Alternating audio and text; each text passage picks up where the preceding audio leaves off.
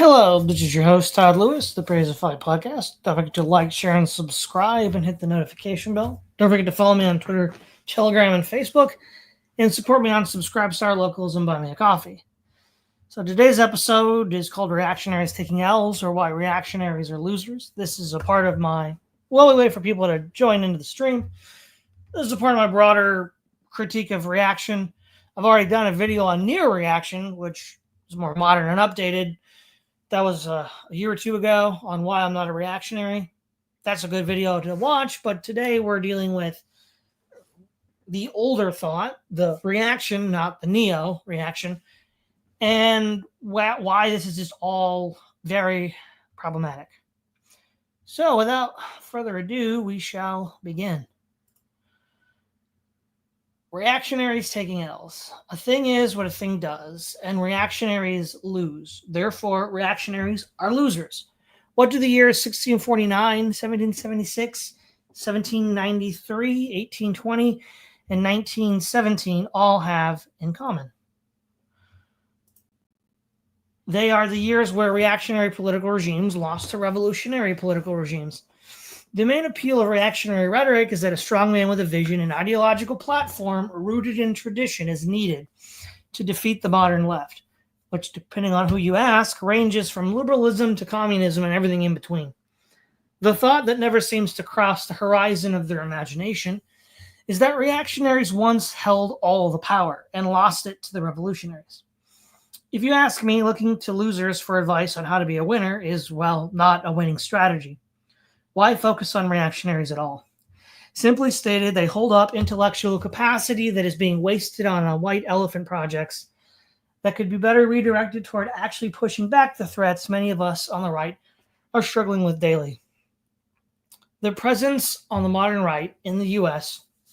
of reactionary thought can be traced to Mencius Moldbug's 2007 blog, Unqualified Reservations, and from there grew the neo-reactionary movement. I've already done a video on why I'm not a reactionary of the same title, and will not go deeper into the neo-reactionary thought here. Suffice it to say that Moldbug is the bridge that brought the moribund theory of reactionary Catholics like the Maestra back into anything like public discourse. Within the broader neo-reactionary camp, there are still good old-fashioned reactionaries. These tend to be, but are not limited to, traditional Catholics, aka trad cats, or Orthodox hipsters, aka orthobros, along with monarchists. These disaffected individuals believe that some older authoritarian system rooted in tradition will give the right the best chance at turning back the tide of the left, as if an Asiatic import imprinting dandies could stop the red tide. Oh wait, it didn't. The core of reactionary thought is the notion of tradition, which is really only very loosely defined. In the last 20 years, this tends to be some form of perennialism, which is either outright pagan, as is the form rooted in the revival of Evola states, or some pagan Christian hybrid that is rooted in Catholic, Orthodox, or even sometimes Anglican theology as well.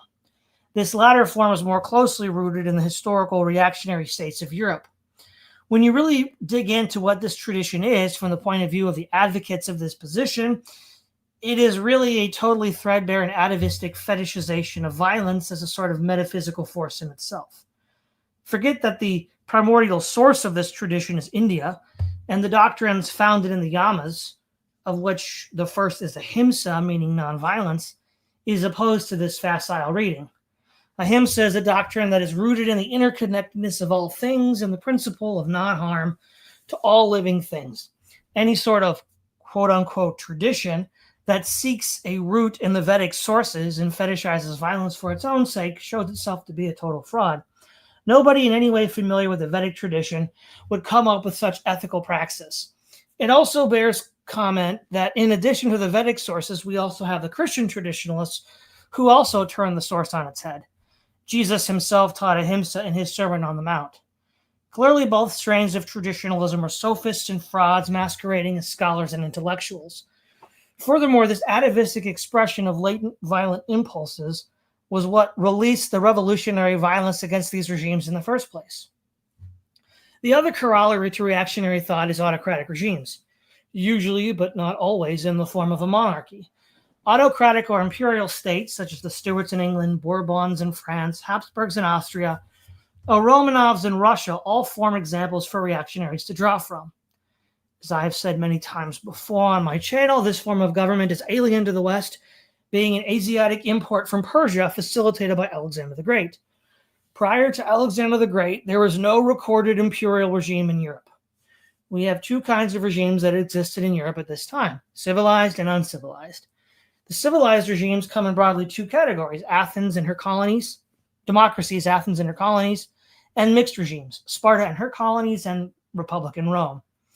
In the uncivilized peoples, we have Celtic and Germanic forms of direct democracy, called in various times and places the moot, folkmoot, vetch, thing, or all thing.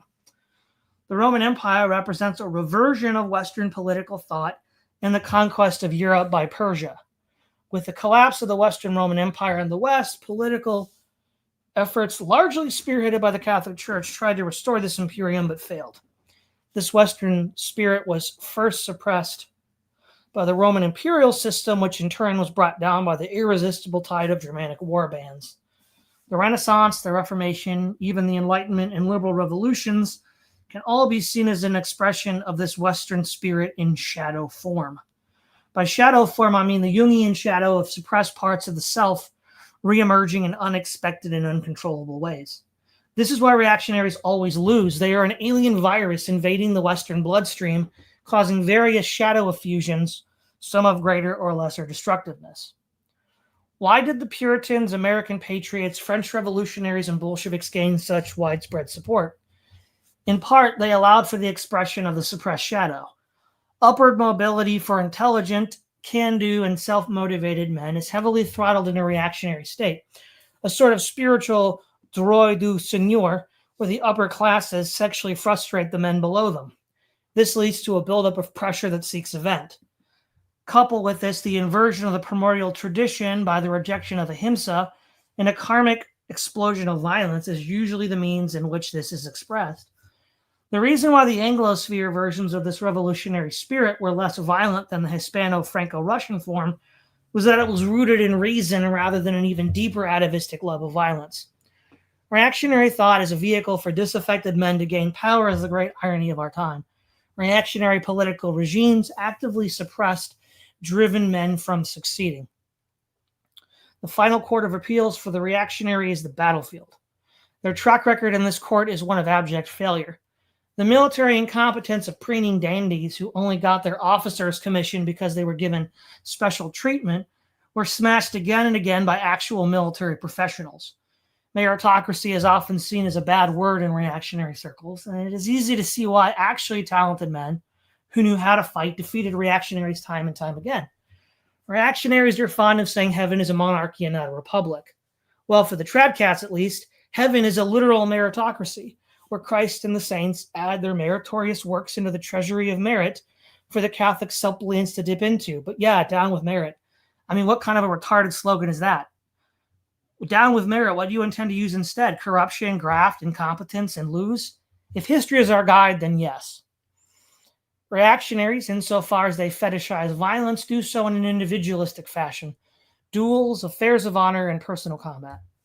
All of this can be exciting and make for great spectacle, but this does not win wars. War is won not by individual prowess, but by mastery of the sinews of war and strategy. Part of this penchant for defeat is that reactionaries live in a fantasy world. Like Hamlet, all would go well, but for bad dreams. They live in a simulacral world of spectacle that disintegrates beneath their feet in the explosion of revolution. For all their howling about the problems of individualism in the current U.S. context, reactionaries fail to realize that they are the most individualistic of all. A good example of this is the Russian Civil War. From day one, the command chain for the Bolsheviks was simple: Lenin to Trotsky to the generals in the field. The whites had no unified command structure and lost. They should have known this, for on the Western Front in World War I, the Allies united under Ferdinand Foch as Supreme Allied Commander. The whites never did stop their infighting and indecision. In the English Civil War, Prince Rupert of the Rhine continually bungled royalist opportunities by plundering the parliamentarian baggage train, rather than returning like Massinissa at Zama and smashing into the parliamentarian rear. The clownish incompetence of reactionaries on the battlefield is comical. There is, of course, one state in Europe that does check all the reactionary boxes and was an elite military force, and that is Prussia. That Prussia is not as highly esteemed in these circles has a lot to do with anti-Protestant bigotry and prejudice. I mean, it must hurt that all the other reactionaries were pitiful losers on the battlefield, and Protestant Prussia was the 18th century version of the Space Marines. The other problem with reactionary thought is that actual historical reactionaries do not act in a reactionary fashion, and worse, are the cause of all our modern ills. The reactionary orthobro conversions with Tsarist Russia as some great savior of the West, rather than the West's gravedigger, is risible. Why did we have a Russian Revolution? Why did we have Stalin? Why did we have the Cold War? Because the Russian Tsarist state under Alexander III orchestrated an alliance with the French Third Republic, oops, not trad at all, to form a conspiracy of war to destroy Germany. Turns out tradition is only skin deep. Anybody who has two brain cells to rub together will tell you that Kaiser Bill's Germany was way more trad than France, but the Tsar didn't care. The Tsar was warned by his advisors that such a war would destroy Russia. He didn't listen. You see, these pesky thing about autocrats is when they go full retard, you have no recourse but to hit the dirt. Nicholas II met with Kaiser Willy at Bjorko in 1905 to sign a treaty of peace. But the old Tsar's plans for war and the Russian military apparatus, totally ignoring the actual perennial tradition rooted in ahimsa, geared up for the end of the West in a war with Germany. As to the thorny issue of who started World War I and fired the first shot, well now it was Serbia. Yet another L for the Orthobros. Man, the Orthodox just plunged the West into hell. Serbia, of course, would never have assassinated the Archduke without support from Russia. And support from Russia was what they got. Artemanov, a Russian deep state agent, told Apis, head of Serbian security as well as the Black Hand, that Serbia would expect Russian support in advent of war and should go ahead with killing of the Archduke. Wow, what even is there to say? The simple fact is the total freak show of the 20th century could have been avoided if Russia continued to remain loyal to the League of the Three Emperors as established by Bismarck. But of course they didn't. Russia, it's your fault we can't have nice things. Boys and girls, this is what faux tradition and autocracy does. It destroys the West and unleashes the hordes of hell. Remember, a thing is what a thing does. But don't worry, you can hold up an icon in front of your face waiting for the Bolshevik bayonet in the stomach. I'm sure it will totally work. The other issue is that the Habsburgs were not the base trads everyone on the right pretends they are. Let's look at the first fact. Why was the Archduke assassinated by the Serbian Black Hand? Because Franz Ferdinand was about to radically reform the Habsburg dual monarchy into the United States of Greater Austria, in which the Slavic population would have been integrated in much the same way as the Hungarian dual monarchy system. A triple monarchy would have been formed. This Archduke was very progressive for his time, seeking to give complete adult male suffrage to everyone within the empire. Compare that to the British and Americans, who restricted the voting rights of Irish and Negroes, respectively. Far from trad. This would have been the death knell for Serbian plots of Greater Serbia. This plan for the United States of Greater Austria was directly inspired by the democratic federalist modes of Switzerland and the U.S. Yeah, trads aren't going to mention this. The Habsburgs were also complicit in the demographic replacement of Europeans. Otto von Habsburg viewed Kalargi as a close associate and ally. The infamous Kalargi who sought to create a mixed Afro-Eurasian race. Kalargi articulated this concept in his 1925 work, Practical Idealism, which served as a work explaining his broader pan-European vision. The Pan-European Union began in 1923 with the publishing of Pan-Europa, and was further expounded on by the aforementioned work. Otto von Habsburg was deeply involved with Kalargi in the Pan-European movement. Kalargi was the president of the Pan-European Union from 1923 to 1972, the year he died, with Otto von Habsburg serving in that role from 1972 till 2011, the year he died. Now, you cannot have your cake and eat it too. You cannot say Kalargi was the villain planning to replace Europeans with an Afro-Eurasian stock, and then say the Habsburgs were base trads, when Otto shared the same vision of a united Europe with Kalargi. Even if someone were to question what Otto really believed on this Afro-Eurasian race, it is highly suspect that he would even associate with a man who thought this was an ideal to strive for. The irony is that the replacement of Europeans as an ideal was directly the product of nobles from the Austro-Hungarian Empire. Not a surprise, really, when you realize the notion of absolute monarchy and imperialism is an Asiatic import into the European spirit. Having examined how the Romanovs and Habsburgs blew Europe up, how does this bizarre nonsense fantasy of the base trad protecting Europe from invasion, degeneracy, and transnational forces exist? Well, Moldbug. I used to think Moldbug was rather dim-witted, and in fact he still might be. But I'm also realizing he was playing the long game. The reactionary angle is, of course, idiotic. Why do it? Well, cover your tracks. Moldbug wanted to get disaffected white boys to join the cause, so to speak, and promise them upward mobility if they LARPed as feudal lords or some such rot. The idea was to cloak international capital in the skin of one of its victims and use these pawns as tools to advance an agenda. Remember, a thing is what a thing does. Next, reactionaries are a subset of the dissident right. And the goals of the dissident right, while multifaceted, can be encapsulated in two major concerns: preserving the ethnic integrity of historically white nations and combating the ideological war by the left against conservative and traditionalist thinking. In both cases, historical reactionaries failed miserably. As many reactionary regimes, with special focus on the Habsburgs and Romanovs, were multi-ethnic empires, they did not seek to preserve the integrity of their white population as the main goal. In fact, Otto's support for Kalargi and his efforts for a federal Europe severely call into question his support of maintaining the white identity of Europe, as Kalergi sought to create an Afro-Eurasian race. The Romanovs are the inconvenient truth that historical reactionaries are not really ideological reactionaries. Nothing says reactionary like plotting to doom Europe in a world war with the Third French Republic. The entire 20th century would have been avoided, would have been different if the Romanovs had actually been reactionary and remained allied with Germany and Austria-Hungary in the League of the Three Emperors. As Madison Grant states in The Passing of the Great Race, the forces of Catholicism in the New World are integrationist, mingling the lines of Amerindians with Europeans, whereas the Protestant, particularly Calvinist branches of Christianity, maintain strong barriers between race mixing, as is clearly seen in the American South and the Afrikaners in South Africa, not in Spanish or Portuguese America.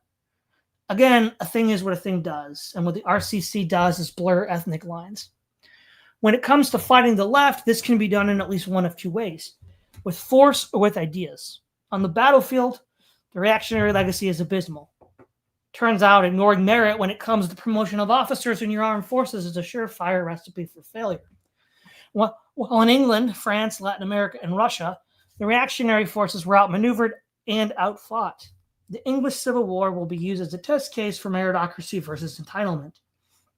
Prince Rupert's lack of military acumen and discipline cost the Royalists the war in two battles, Edgehill in 1642 and Naseby 1645.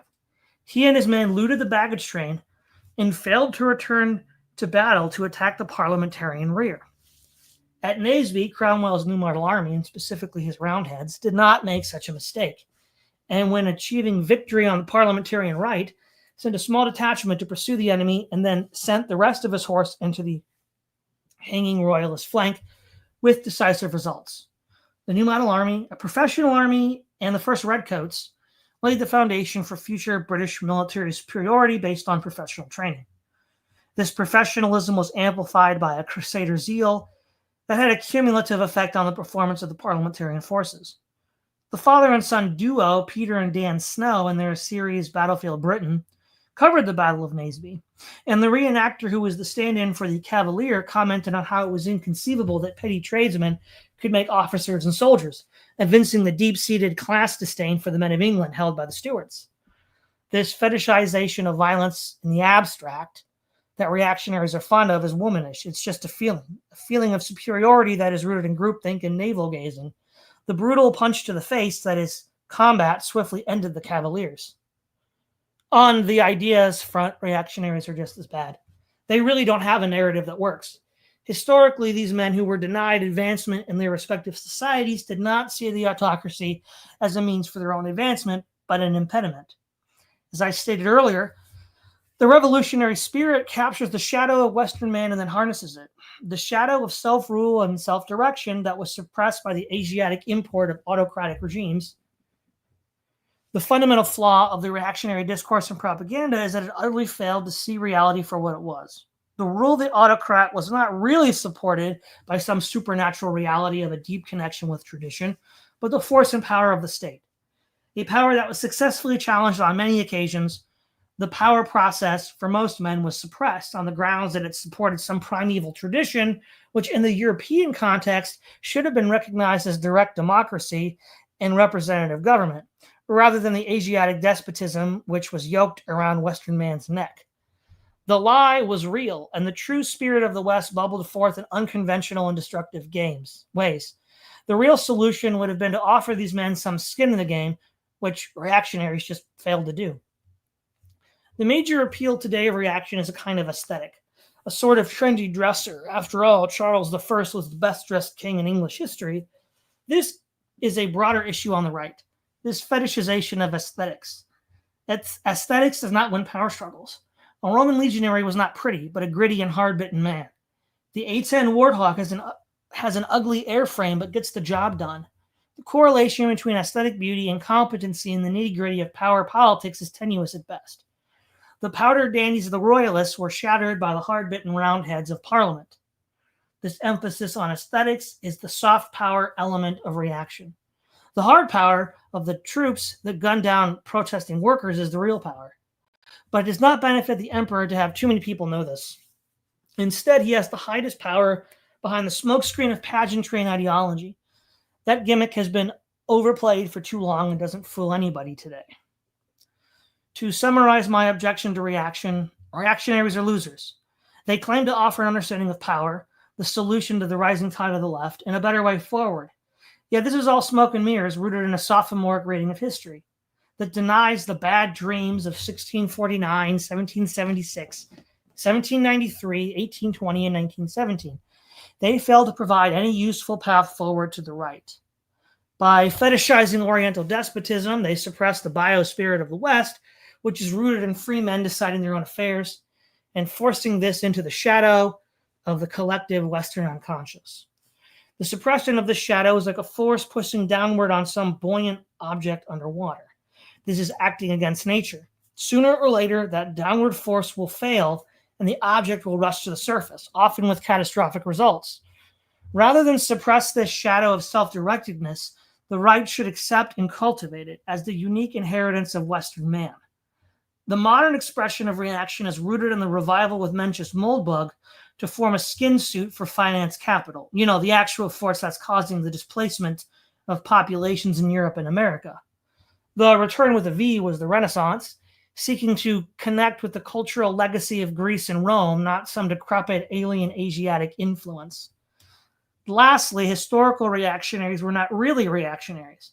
The Bourbons supported the American Revolution, and the Romanovs, through a series of idiotic foreign policy decisions, destroyed Europe and the West as we know it. Far from being the guardians of Europe, reactionaries are the undertakers. All right, let's see what we got. Let's see. So we have in the chat Nicholas Dabari, CD13, Record Deepness, Akel, APCH, Corbin. Hello, hello.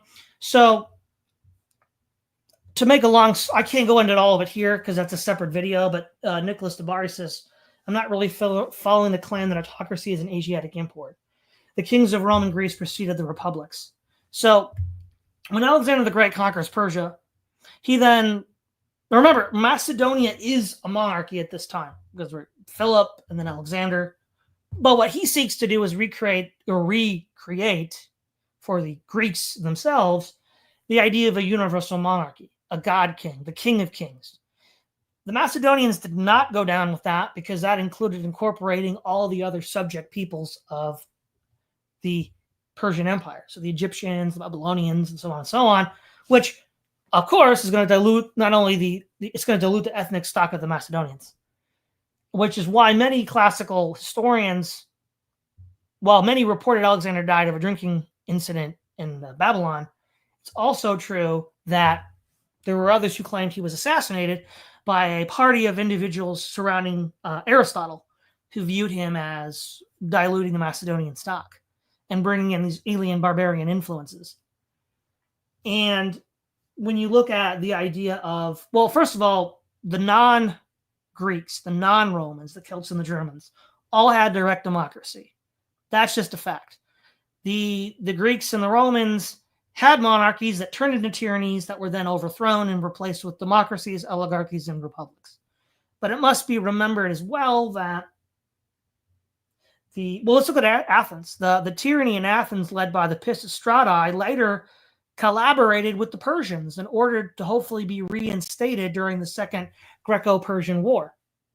So that's clearly a total betrayal of the Greek spirit and Greek people to just, go all in with the Persians and hope they put you back in charge, which shows you their true motive. But even then, let's go back to Hellenic times or Homeric times with, Agamemnon. He's a king, but he's not an all-powerful emperor. He has to negotiate with the other rulers of Greece. Not a pro move, but at the beginning of the campaign against Troy, he said, other kings were like, well, look, you're doing this for your brother Menelaus, but we're not going to lose anything. We're going to lose a lot going to war with Troy. So in order to demonstrate he's going to take a loss, he sacrifices his daughter, Clytemnestra, in order to illustrate to everybody else that, hey, this is it. We're going to, sacrifice something. Unlike, say, Xerxes, who could, in Herodotus' histories, when he wanted to invade Greece, one guy objected, and his son was killed, cut in half, and the army marched through it. The power, the nature of rule between Xerxes and Agamemnon is completely different. There was no universal state in that part. So, record deepness Prussia was very modern for being a reactionary state. That's probably why it had to go.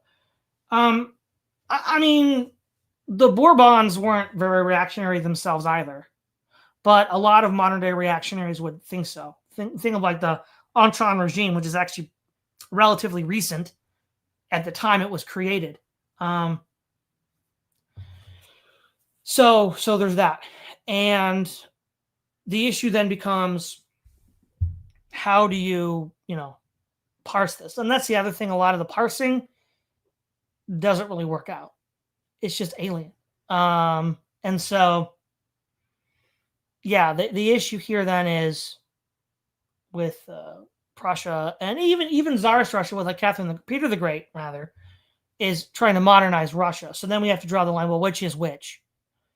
And again, reactionaries don't really draw that line. And so then here's the thing. When we look at, Nicholas Devari says, how can you claim that democracy is inherent to the Greek spirit when it overthrew the kings to begin with?